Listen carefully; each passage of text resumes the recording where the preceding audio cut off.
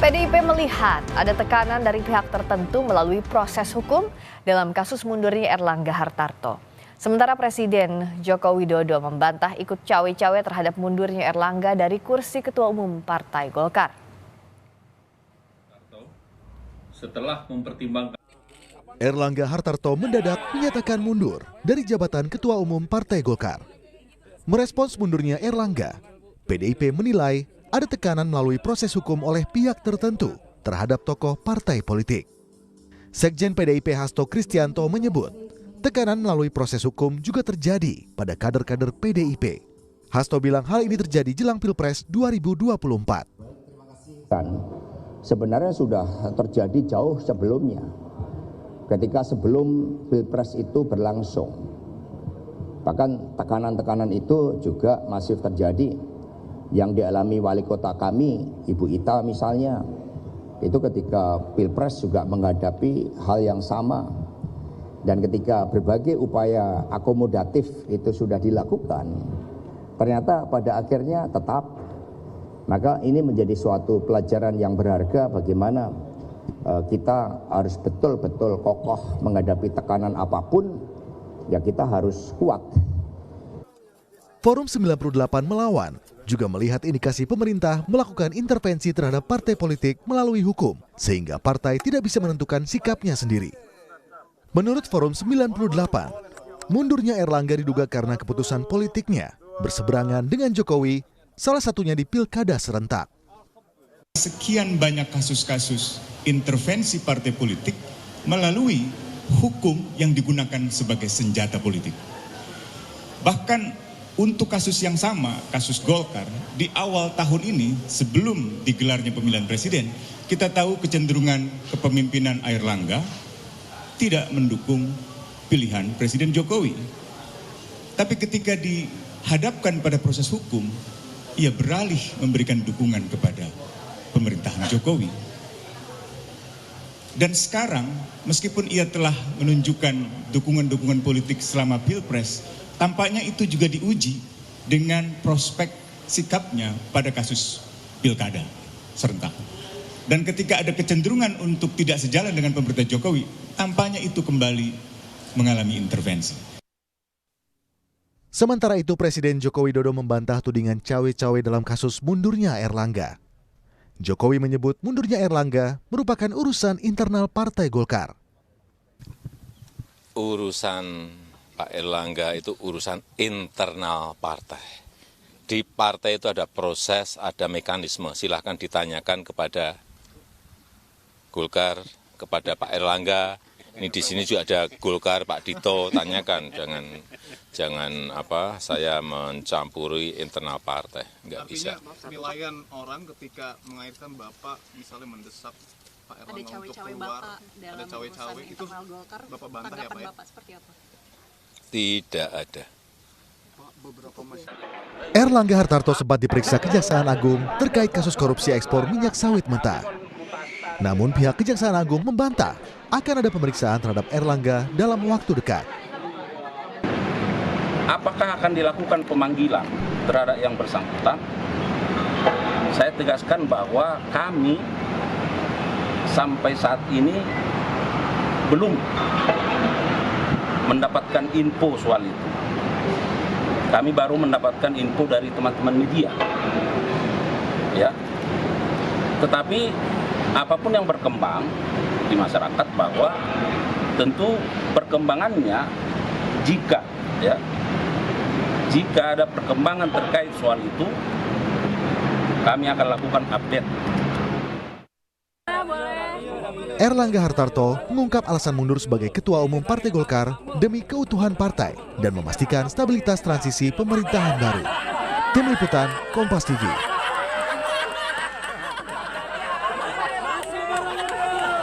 Benarkah ada intervensi lewat kasus hukum terhadap parpol, khususnya dalam kasus mundurnya Erlangga dari Ketua Umum Golkar? Dan apa dampak politis dari intervensi ini? Kita bahas bersama politisi PDIP Seno Bagaskoro, aktivis demokrasi yang juga Direktur Eksekutif Amnesty International Indonesia Usman Hamid, dan pengamat politik CSIS Arya Fernandes. Selamat malam Bapak-Bapak. Mas Seno, Bang Usman, juga Mas Arya. Selamat malam. Selamat malam, mas-mas semua. Saya ke Mas Seno dulu. Kalau dikatakan oleh PDIP ada intervensi lewat kasus hukum jelang pilkada. Bagaimana membedakan adanya intervensi politik atau benar-benar memang ada kasus hukumnya? Ya tentu satu, bicara tentang momentum menjadi penting. Timing itu penting. Pada saat pilkada menjelang persiapan konsolidasi pilkada, kita mengetahui bahwa ada berbagai macam kasus hukum yang berusaha dilempar ke kami. Itu di berbagai macam tingkatan kader dilakukan dan terjadi. Tentu saja menjadi suatu hal yang unik gitu ya. Kalau di zaman dulu, di era Orde Baru itu tujuannya adalah subversi. Hari ini hukum yang ditimpakan itu mayoritas adalah persoalan case-case hukum berkaitan dengan penyelenggaraan negara, korupsi dan seterusnya. Padahal tentu saja ini sebatas lemparan gitu ya. Tetapi kemudian ini dilakukan secara serentak di berbagai kader mengalami situasi tersebut. Kalau mencermati komentar-komentar kawan-kawan di medsos, ini seakan-akan ada penargetan tertentu menggunakan instrumen hukum kepada kader-kader kami. Tentu saja ini menjadi satu rangkaian yang bisa dibaca publik. Mungkin jangan-jangan karena kami agak kritis terhadap berbagai macam kejadian yang berlangsung selama pemilu kemarin sehingga hal ini terjadi. Tetapi kalau bicara sejarah, Mas Rizka, sebenarnya semua partai politik harusnya dihargai kedaulatan dan otonominya di dalam menentukan langkah politik termasuk sikap-sikapnya. Kenapa? Bulan lalu, di bulan Juli, baru saja kami memperingati yang namanya Kuda Tuli. Di dalam peristiwa tersebut di tahun 98, pada saat partai kami dicawe-cawe dilakukan intervensi kekuasaan, tentu saja yang terjadi ternyata adalah arus balik perlawanan, persatuan antara kekuatan partai dengan gerakan rakyat, sehingga itu malah menjadi sesuatu yang kontraproduktif terhadap upaya yang dilakukan terhadap kami pada waktu itu. Di era saat ini pun kami berharap itu juga tidak dilakukan oleh kekuatan kekuasaan terhadap partai politik manapun, karena kami berharap tentu saja demokrasi kita tidak mengalami turn back situation yang harus mengalami fase itu lagi. Itu Mbak Priska. Sebenarnya kami juga mengundang pihak istana dalam dialog ini, tapi belum ada yang bersedia. Saya ke Bang Usman. Tadi ada kekhawatiran kalau dari Mas Seno. Kalau Anda dan para aktivis, bagaimana membacanya dengan momen mundurnya Pak Erlangga, ada tekanan melalui proses hukum. Membuktikan sinyalmen ini seperti apa, Bang Usman? Terima kasih. Salah satunya tentu dengan melihat rekam jejak.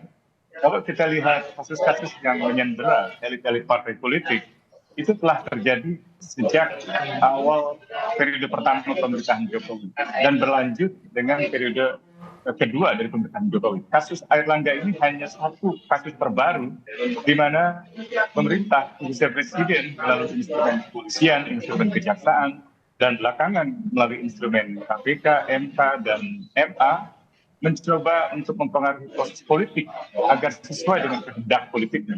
Januari sebelum pemilihan umum presiden dan legislatif, saya kira Airlangga bukan orang yang cenderung untuk mendukung pilihan Presiden Joko Widodo, tapi karena proses hukum berjalan terus di Kejaksaan Agung, itu seperti menyandera dirinya. Dan sesekali pemeriksaan itu dilakukan ketika ia tidak mau mengikuti apa yang diinginkan oleh Presiden Joko Widodo. Ini pernah dialami juga oleh misalnya Haritanu di Partai Perindo, atau misalnya elit Partai Demokrat yang sempat ingin diambil alih oleh orangnya Jokowi, yaitu Kepala Staf Presiden, termasuk juga partai-partai lain seperti Partai P3 atau bahkan Partai Nasdem.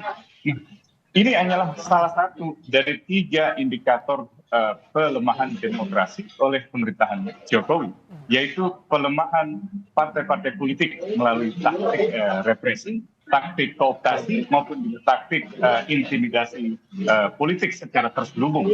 Memang tidak terlalu terlihat, tapi kita bisa merasakan bagaimana lembaga-lembaga penegak hukum itu digunakan sebagai senjata untuk menekan suara-suara kritis baik dari partai politik maupun dari luar partai politik. Pak Hasto, saya kira Sekretaris Jenderal PDIP salah satu yang beberapa bulan lalu menjadi sasaran telak dari proses hukum di kepolisian maupun di KPK. Jadi setiap kali tinggi partai muncul dengan preferensi politik yang berbeda, pilihan politik yang berbeda, apalagi secara terbuka mengkritisi pemerintah karena kecurangan pemilu, karena represi, karena intimidasi terhadap guru besar, terhadap berbagai gerakan mahasiswa, itu akan menghadapi proses-proses hukum. Nah, disinilah saya kira kita harus hentikan usaha untuk menggunakan lembaga penegak hukum. Bang Usman, meskipun kan kalau petinggi Golkar sejauh ini mereka membantah tidak ada intervensi itu berkali-kali disampaikan, tapi Anda melihat tidak bisa dibuktikan bantahan dari Golkar itu. Saya kira kita semua hidup di dalam lingkaran politik yang tidak terlalu besar. Orang saling berinteraksi antar partai, dari partai ke kalangan aktivis, kalangan akademis, dan seterusnya. Seluruhnya mengkonfirmasi bahwa itu jelas ada hubungannya dengan pilihan politik yang berbeda dari Ketua Umum Partai Golkar, Erlangga, dengan Presiden Jokowi terkait dengan politik, ya, baik itu pilkada di tingkat DKI Jakarta maupun juga pilkada di daerah lain, misalnya Sumatera Utara atau Jawa Barat, atau mungkin beberapa wilayah lain di mana Partai Golkar punya peran yang sangat besar. Saya kira ini satu potret yang memalukan sebenarnya. Dan kalau masih ingat, Rizka, beberapa bulan sebelum Pilpres, Presiden Jokowi pernah mengatakan di depan Projo, ia memiliki data kegiatan partai politik, rapat-rapat internal partai politik, dan dia tahu kemana partai politik akan bergerak. Dia memanfaatkan data-data intelijen yang seharusnya untuk kepentingan negara, tapi justru untuk kepentingan politik praktik. Itu saya kira penyalahgunaan kekuasaan yang sulit untuk disanggah bahwa Presiden menggunakan langkah-langkah hukum ini berdasarkan informasi-informasi yang hanya dimiliki oleh dirinya sendiri untuk kepentingan diri sendiri, baik itu anaknya atau menantunya di Medan. Kalau Mas Arya membacanya apa implikasinya? Terakhir momennya adalah mundurnya Pak Erlangga terhadap peta politik, terutama kalau momen krusial terdekat adalah pilkada, Mas. Ya, pertama saya kira memang sangat sulit untuk melihat ada alasan lain di balik mundurnya Pak Erlangga ini kecuali alasan-alasan yang non elektoral, ya. Karena kalau kita lihat di pemilu legislatif lalu suara Golkar itu mengalami kenaikan sekitar 3%, ya, dibandingkan partai-partai lain. Golkar naik, dan di daerah-daerah sebenarnya terjadi power shift yang cukup besar juga, di mana Golkar cukup dominan di sejumlah tempat di banyak provinsi, menggeser tentu posisi PDI Perjuangan, ya. Di internal juga relatif stabil sebenarnya, di daerah Pak Erlangga dan juga di tingkat pusat ada stabilitas di internal. Makanya ketika ada mundur ini agak sulit menjelaskannya, ya. Maksudnya agak sulit, itu tentu membuat semua orang kaget nih, kira-kira kenapa mundur dalam situasi politik yang stabil dan dalam posisi Pak Erlangga tengah kuat, gitu. Mas Arya, artinya non elektoral ini bisa dikatakan intervensi kekuasaan nggak sih? Nah, itu biar Bang Usman yang menjelaskan. Nah, tapi saya kira tadi Friska bertanya soal bagaimana implikasinya. Saya kira ada 3 implikasi, ya, secara internal maupun eksternal, terutama di internal. Implikasi pertama tentu akan ada reposisi ulang terkait siapa nama-nama menteri yang diusulkan oleh Partai Golkar. Ya. Tentu Pak Erlangga sudah membangun komunikasi dengan para calon menteri dan juga mungkin juga sudah diusulkan kepada Pak Prabowo ketika itu. Tetapi ketika beliau mundur dari ketua umum tentu akan ada implikasi pada reposisi nama-nama menteri yang diusulkan. Ya. Itu tentu akan berubah sesuai dengan nama yang akan diusulkan mungkin oleh PLT atau mungkin oleh ketua umum baru. Yang kedua, saya kira juga akan ada reposisi atau pergantian pada pimpinan DPR atau pimpinan alat komisi dan kelengkapan DPR. Dan kita ingat bahwa Golkar ini kan partai terbesar kedua, partai terbesar di koalisi Kim. Ya. Jadi ketika ada reposisi tentu akan ada reposisi juga di pimpinan DPR dan komisi, dan terakhir tentu implikasi di pilkada. Nah, ini yang mungkin akan membuat banyak dak-dikduk juga nih para kepala daerah. Karena pendaftaran itu tanggal 27 Agustus sampai 29 Agustus. Sementara Partai Golkar diinformasikan, menurut informasi itu akan melaksanakan Munaslup tanggal 20 Agustus. Ya. Jadi beberapa hari sebelum Munaslup, sebelum pendaftaran, ya. Jadi mungkin itu akan bisa saja pada satu titik pada beberapa daerah strategis bisa akan ada evaluasi terkait calon kepala daerah atau bisa saja tetap tergantung kesepakatan di antara mungkin kelompoknya Pak Erlangga dengan kelompok baru ini gitu. Oke. Kalau dari PDIP, Mas Seno tadi kan menyebut bahwa menduga ada intervensi lewat kasus hukum disandra, lewat kasus hukum. Apa sikap PDIP sekarang? Karena ada momentum penting pilkada. Konstelasi politik tentu kan ini juga akan jadi pertimbangan. Apalagi PDIP saat ini mengambil sikap lebih banyak di luar dari pemerintahan Pak Jokowi. Ya Mbak Priska, intinya adalah kalau kami tetap konsisten, kita sejak selesai pemilu, bahkan sebelum pemilu 2024, sudah kita suarakan berbagai macam kritik kita tentang jalannya pemilu kemarin. Dan itu tentu mengundang konsekuensi bagi PDI Perjuangan sebagai kekuatan kolektif. Banyak kader-kader kami yang kemudian disandera juga secara hukum, banyak kader-kader kami yang diganggu konsentrasinya dengan harus menghadapi panggilan-panggilan, termasuk Sekjen PDI Perjuangan yang mengalami panggilan demi panggilan dari berbagai instansi penegak hukum. Artinya sebenarnya kalau dari kami konsisten untuk menyuarakan bahwa seharusnya demokrasi yang substansial, demokrasi yang sehat tidak boleh seperti itu. Tetapi kalau memang ada kekuatan invisible hand yang ternyata menyasar atau menyandera, melakukan langkah-langkah tertentu untuk melakukan hal yang sama dengan partai-partai lain, artinya bukan kami sendirian dong sebenarnya yang sedang menghadapi situasi ini. Ada you know who, jadi kalau di Harry Potter itu ada you know who, gitu, yang itu melakukan langkah-langkah tertentu untuk menyandera elit-elit partai politik yang lain. Persoalannya adalah kapan elit-elit partai politik lain mau mengambil sikap yang sama dengan kami untuk melakukan langkah tegas dan mengatakan it has to stop. Ini harus dihentikan, ini tidak boleh dilanjutkan untuk menjaga demokrasi kita.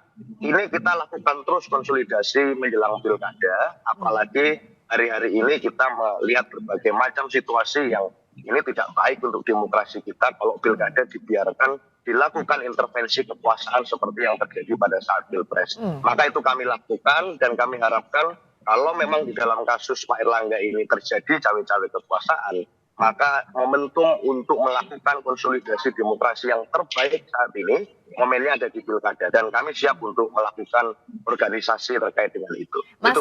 Mas Seno melihat saat ini PDIP masih belum lepas dari sandera hukum, politisasi hukum ini, dan apa yang dilakukan untuk keluar dari ini? Ya, apapun itu, apakah masih di dalam atau tidak, tentu saja yang bisa tahu paling dalam adalah yang menyandera, bukan yang disandera. Tetapi kami dalam hal ini kami tetap bertahan pada sikap bahwa kita harus membela yang utama adalah apa yang diinginkan oleh rakyat. Jadi itu saja, meskipun tentu ada konsekuensinya. Di dalam pilkada kita berani misalnya di daerah-daerah yang itu dikondisikan secara skenario untuk mengusung satu pasangan calon, misalnya kita lakukan pembanding dengan mengusulkan calon yang lain, mengusung nama yang berbeda untuk memberikan opsi bagi masyarakat. Itu kita coba upayakan di berbagai pilkada. Jadi sikap kami tetap konsisten meskipun menghadapi situasi ini. Nah, Mas Seno, apakah ini yang jadi sebab juga tersandra lewat hukum, politisasi hukum ini, sehingga PDIP 2 minggu jelang Pilkada Jakarta yang jadi center of attention, salah satunya pendaftaran untuk Pilkada Jakarta ini belum menentukan calonnya. Apakah ini juga yang jadi kendala? Oh enggak, nah kendalanya tentu satu, di Jakarta itu tidak ada satupun partai politik yang bisa mengusung nama sendiri. Artinya memang harus melakukan kerjasama politik dengan partai lain. Artinya kalau kita mau mengusung lebih dari satu calon, beban tanggung jawabnya sebenarnya bukan hanya di kami. Tapi ada atau tidak partai politik lain yang mau untuk membangun kerjasama politik yang mengizinkan terjadi opsi-opsi berbeda bagi Jakarta. Tapi daerah lain aman? Daerah lain kami juga lakukan langkah-langkah strategis untuk dengan mitra-mitra partai politik yang lain. Di Sumatera Utara misalnya kita siap dengan skenario meskipun harus menghadapi koalisi besar. Di Jawa Timur komunikasi terus kami lakukan dengan PKB dan kawan-kawan partai politik yang lain. Jadi ini terus berjalan, tetapi di Jakarta memang spesial case karena satu ini etalase nasional dan dua tidak ada satupun parpol yang bisa mengusung sendiri. Ya, variabelnya itu bukan persoalan sekedar sandera-sanderaan politik. Oke, kalau Bang Usman lihatnya implikasi setelah ini apa yang bisa dilakukan partai politik kalau merasa memang tersandera lewat jalur hukum? Saya kira tidak berdiam diri. Memang kesulitannya ada pada problem sistemik ya, problem struktural, di mana kalau dalam catatan Transparansi Internasional misalnya ada problem struktural berupa korupsi sistemik di lingkaran politik gitu. Akibatnya orang-orang yang ingin berbeda pandangan secara terbuka ketika tersandra dengan kasus korupsi, mereka ragu. Dan yang kedua juga karena isu korupsi tidak populer di mata masyarakat. Dan yang ketiga, partai politik menempati urutan yang salah satu yang terendah dalam konteks kepercayaan masyarakat gitu. Jadi hal-hal semacam itu mungkin membuat partai-partai terkesan tidak mau melawan. Padahal mestinya kalau betul-betul disandera untuk urusan yang sebenarnya bukan merupakan pelanggaran hukum, ya harus dicegah, gitu, harus dihentikan. Gitu. Sama seperti dalam peristiwa 27 Juli, kalau ada intervensi dalam bentuk intimidasi, dalam bentuk represi, saya kira harus didorong pertanggungjawabannya lewat hukum. Demikian pula dalam kasus-kasus seperti Airlangga atau seperti kasus Hasto dan lain sebagainya. Kenapa? Karena dalam sudut pandang hak asasi manusia, kebebasan beroposisi itu harus dijamin. Kebebasan beroposisi baik itu dari partai politik maupun dari luar partai politik. Dan juga harus ada pemilihan umum yang fair. Nah, menjelang pemilihan umum kepala daerah ini, tampaknya ada tanda-tanda kecurangan yang pernah disoroti oleh Komite HAM PBB pada bulan Maret tahun ini, bahwa pemilihan umum di Indonesia dipengaruhi oleh presiden dengan cara-cara yang tidak etis, yang sebenarnya melanggar prinsip-prinsip penyelenggaraan pemilihan umum yang sesuai dengan norma-norma hak asasi manusia. Saya kira tidak bolehlah ada intervensi terhadap kehidupan partai politik. Mereka punya otonomi, mereka punya kemerdekaan, termasuk otonomi dalam mengambil keputusan yang berbeda, bahkan beroposisi dengan pemerintah. Itu harus dijamin, itu dijamin dalam konstitusi, dalam undang-undang. Jadi kalau pemerintah mengintervensi itu benar-benar merusak sendi-sendi kehidupan politik di Indonesia yang beretika. Nah, kalau Mas Arya lihat tidak punyanya, seakan-akan tidak ada otonomi partai politik terhadap internalnya sendiri. Apa implikasinya dalam waktu dekat ini dan apa yang bisa dilakukan oleh partai politik? Ya, saya kira itu akan membuat terjadinya demotivasi orang untuk bergabung partai politik ya. Karena bagaimanapun partai politik tentu menjadi bagian penting dalam demokrasi.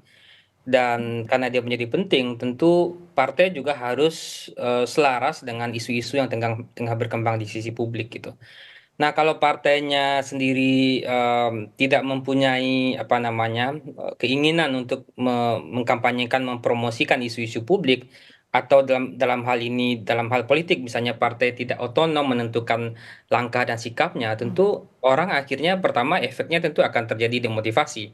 Orang nggak punya alasan yang kuat untuk bergabung pada partai politik karena gagasannya, cita-citanya, kepentingannya mungkin tidak diakomodasi oleh partai politik. Yang kedua, orang nggak merasa yakin juga bahwa kepentingan-kepentingannya akan mudah disalurkan oleh partai politik karena proses pengambilan kebijakan di partai politik itu tidak ditentukan oleh banyak orang, tapi ditentukan oleh beberapa orang. Nah, pada titik ini tentu akan terjadi, sekarang distrustnya pada partai politik sudah sangat tinggi ya. Kalau kasus seperti ini terus berulang, tentu distrustnya akan membesar dan tentu ini tidak baik bagi demokrasi kita.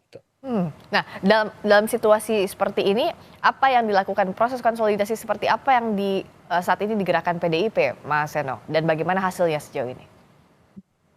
Ya, kita terus menggalang koordinasi, konsolidasi dengan elemen civil society termasuk kampus untuk menelaah secara lebih dalam, melakukan analisis terkait fenomena apa, gejala apa yang sedang terjadi pada demokrasi kita. Dan itu kita lakukan secara terus-menerus sejak Pilpres semakin intens kita dalami dengan berbagai macam elemen civil society.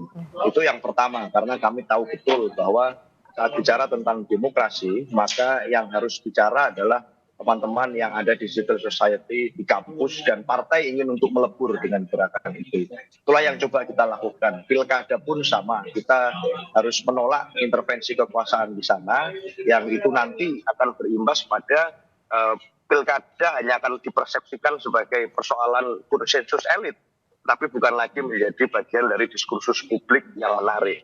Kami melihat gejala-gejala yang ini mengkhawatirkan kalau kita tidak bersuara. Oleh karena itu penggalangan terhadap kalangan masyarakat, elemen civil society, termasuk memunculkan diskursus terbaik tentang menghadapi situasi ini itu terus kami lakukan dengan cara-cara akademis dan konstitusional. Tetapi tentu saya harus mengulang perkataan Ibu Ketua Umum, jangan diuji kesabaran kami untuk menghadapi situasi ini terus-menerus.